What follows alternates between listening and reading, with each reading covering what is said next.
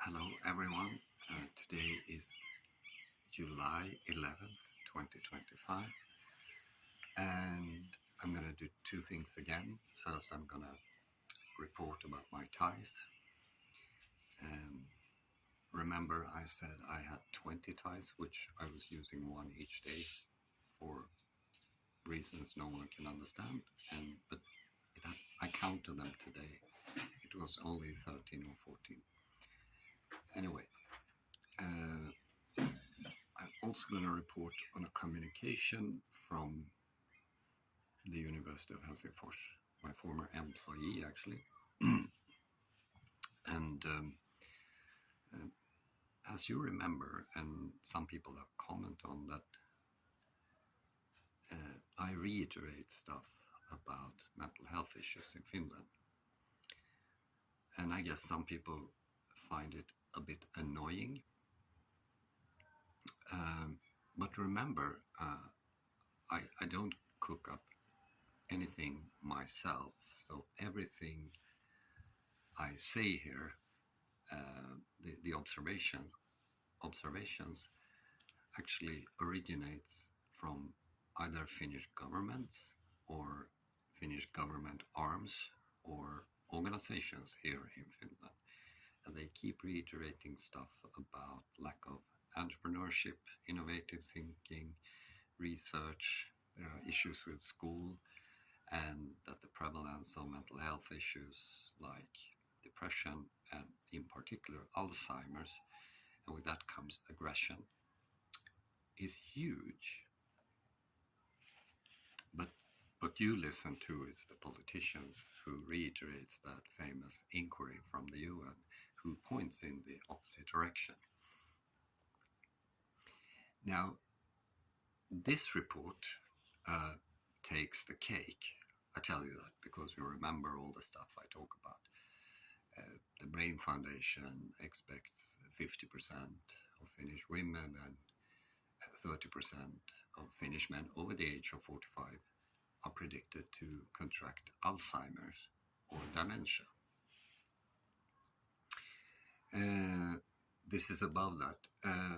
Another peculiarity here is that they only published the report in Uralic Finnish. And this annoys Finns as well. Why does he say Uralic Finnish? Well, the history of the Fennoscandia area, which is Norway, Sweden, and Finland currently, of course, goes back to the Ice Age and before, but approximately 4,500 to 4,000 years before the present, there was a huge migration from the Caspian-Pontic steppe. They brought ox and carriages, wagons, horses for riding, pale skin, pale hair, and blue eyes, and language. So in Europe, we speak basically some sort of Yamnaya Indo-European language. And that also became the trading language around the Gulf of Bothnia and the Baltic Sea. So it's common to Finland and Sweden. So Finns and Swedes and Norwegians, they speak this language, which I think is called. It's bad to call it Swedish actually, because it's more like the trade language. Anyway,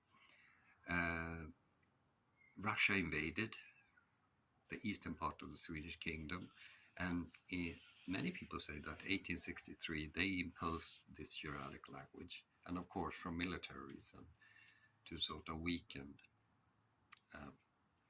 the strength of the Swedish-speaking population, and they were kind of successful. Anyway, it didn't bring anything positive with it. So this report is written in that language. It's not written in Swedish or in English. And remember, English is lingua franca in the academy. So a very small pool of people get access to this, unless they use translation, as I did. So this is what it says. An estimated 77% of women and 70% of men will be diagnosed with a mental health, behavioral, or neurodevelopmental disorder during their lifetime. I mean, 77, 70. I was previously talking about 50 and 30%, which are huge numbers. And I also talking a lot about complex childhood trauma. Listen to this. This is a quote. The disorders are most often diagnosed for the first time in women between the age of 15 to 19. And that's after puberty, suggesting something happened before. Most often as anxiety and mood disorder. And in men as early as age 6. This is during the period when executive functions are unpacking, developing, and adjust. So as I said, this follows after the Finnish Brain Foundation predicted that 50% of Finnish women and 30% of Finnish men over the age of 45 would suffer from a serious brain disease. And they mean Alzheimer, basically. And remember the prevalence, despite we're the same people, Swedes and Finns are the same people. But the prevalence among the Finns is twice as high compared to the Swedes. So in a very few cases, this is explained by biology, of course, but in most cases of nature, that means culture. And childhood trauma is typically explained by domestic psychological violence. And remember that the Finnish police said that Finnish women's relational aggressiveness, which is psychological violence, is the big issue. And a lady who is very angry with me pointed out that 40% of the Finnish school children are victims of psychological violence. It's a big numbers. It's not like 3% or 5%. It's 40, 50 and 30, and now 77 and 70. So yeah, this is terrible. And even though I would like to focus on entrepreneurship and creativity and stuff like that,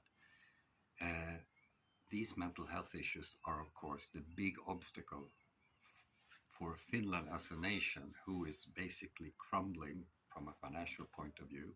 Finland hasn't made money in 20 years. It's just losing money all the time. So something needs to be changed. So I post everything when I write something to the politicians, just for the information. Yeah, I'll be back this evening, 6 p.m. local Finnish time. If you like, we see each other then.